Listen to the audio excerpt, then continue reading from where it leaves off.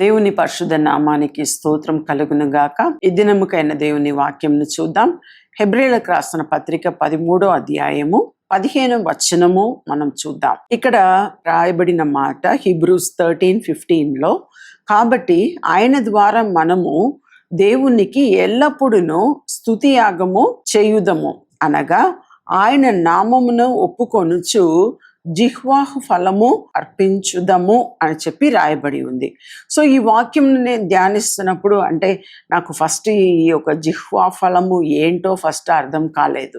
So నేను అది వెతికాను, అది తెలుగు బైబిల్లో వెతికాను, తర్వాత డిక్షనరీలో తెలుగు డిక్షనరీలో చూసినాను. అంటే జిహ్వా ఫలం అంటే నాలుక యొక్క ఫలితము లేదా నోటి నుండి వచ్చే మాటల ఫలితం అని చెప్పి రాయబడి ఉంది. అంటే ఈ వాక్యం ఎటువంటిది అంటే ఇక్కడ రాయబడి ఉంది, ఆయన ద్వారా మనం దేవునికి మనం ఎల్లప్పుడూ ఏం చేయగలమంట? స్తుతి యాగము చేయుదము. ఎట్లా స్తుతి యాగము చేస్తాము అంటే మంచిదైనా చెడైనా ఏదైనా మన నాలుక వశం కదా. అందుకే ఇక్కడ రాయబడి ఉంది, అనగా ఆయన నామమును ఒప్పుకొనుచు. ఆయన నామమును మనం ప్రతిరోజు కూడా యేసు నామములో మనం ఏం చేస్తాం? ఆయన నామము యేసు. యేసు నామములో మనం ఎప్పుడూ ఒప్పుకొనుచు మనం ఏం చేయాలంట? జిహ్వా ఫలము అర్పించుదము. జిహ్వా ఫలం అంటే ఏమిటంట? అక్కడ రాయబడి ఉంది, నాలుక ఒక ఫలితం. మన నాలుకలో ఒక ఫలితం ఏమిటి? మనం ఆయనను స్తుతించడం, ఆయనను కొనియాడడం, ఆయనను పొగడడం, ఆయన యొద్దకు మనం విజ్ఞాపన చేయడం, ఆయన యొద్ద వెళ్ళి మనం ప్రార్థన చేయడము, ఇంకా ఏడవడము, ఏదైనా కూడా ఈ నాలుక వశం. ఇది నాలుక యొక్క ఫలితం అని చెప్పి రాయబడి ఉంది. ఇది జిహ్వా ఫలము. ఇంకా రాయబడి ఉంది, అదే ఇది మీనింగ్గా లేదంటే నోటి నుండి వచ్చే మాటల ఫలితం. అంటే నోటి నుండి మనకి ఏం వస్తుంది? మన నోట్లో నుండి అంటే కడుపులో నుండి అని కొందరు అంటారు. కడుపులో నుండి ఏం రాదు, మనకు వచ్చేదంతా కూడా బ్రెయిన్ నుండి. ఈ బ్రెయిన్, ఈ హార్ట్, ఈ యొక్క తలలో ఉన్న మెదడు, మన హృదయంలో ఉన్న ఈ గుండె, ఇది రెండు కలిసి పనిచేస్తుంది. అంటే గుండె అనేది దానికి బ్రెయిన్ లేదు, కానీ బ్రెయిన్కి ఏముంది?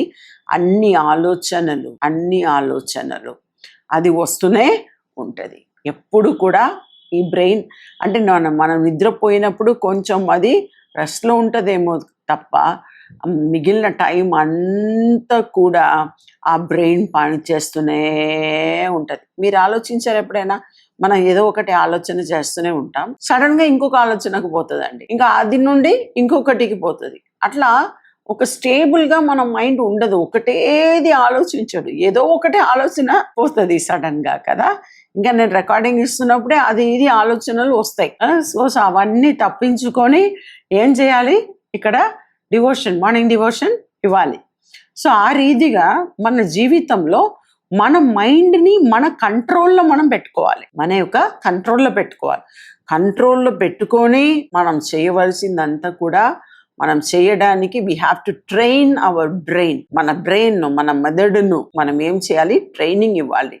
అలా మనము చేసినట్లయితే మీరు ఒక ఫలితమైన ఒక జీవితము మీరు జీవించగలరు.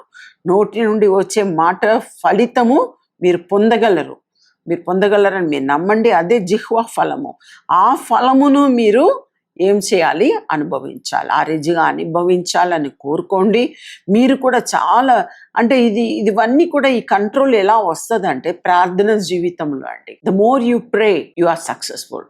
మీరు ఎంతగా మీరు ప్రార్థన చేస్తారో మీ జీవితం అనేది సక్సెస్ఫుల్గా ఉంటుందండి, ఫలితంగా ఉంటుందండి. ఆ రీతిగా ఆ జిహ్వా ఫలము తప్పకుండా మీ జీవితంలో అది మీకు ఫలించునుగాక. ఆ రీతిగా దేవుడు మీ జీవితంలో మీ యొక్క నాలుక యొక్క ఫలితమును మీకు ఇచ్చి, ఆ జిహ్వా ఫలమును మీకు ఇచ్చి మిమ్మల్ని బలపరచి మీ జీవితమును ఏం చేయాలి? ఆయన ఆశీర్వదించాలి. ప్రార్థన చేసుకుందాం. ప్రభువా నీకే స్తోత్రం చెల్లిస్తున్నాం తండ్రి. మీరు ప్రభువా మాకు తండ్రి ఎల్లప్పుడూ మేము మీకు స్తుతియాగం చెల్లించుటకు ప్రభువా మీరు మా కృపను అనుగ్రహించండి. ప్రభువా మీ నామమును బట్టి ప్రభువా మేము ఒప్పుకొనుచు మేము జిహ్వాఫలం అర్పించడానికి ప్రభువా మీరు కృప చూపించండి. ఆ రీతిగానే ప్రభువా మా జీవితం ఉండునట్లు కృప చూపించండి. మా యొక్క నాలుక ద్వారా నిత్యము మిమ్మల్ని స్తుతించడానికి, నిత్యము మిమ్మల్ని ఆరాధించడానికి మీరు మా కృపను అనుగ్రహించండి ప్రభువా. మమ్మల్ని మీ చేతికి సమర్పిస్తున్నాం తండ్రి. నీకే స్తుతులు ఘనత మహిమ చెల్లిస్తున్నాం. యేసు నామములో అడుగుచున్నాం తండ్రి. ఆమేన్. ఈ ప్రోగ్రాం మీకు ఆశీర్వాదకరంగా ఉన్నదని మేము నమ్ముచున్నాం. ఫస్ట్ లైక్ చేయండి, తెలిసిన వారు మీ ఫ్రెండ్స్ అందరికీ మీరు షేర్ చేయండి, తర్వాత సబ్స్క్రైబ్ చేయండి. తప్పగా ప్రభు మిమ్మల్ని దీవిస్తాడు.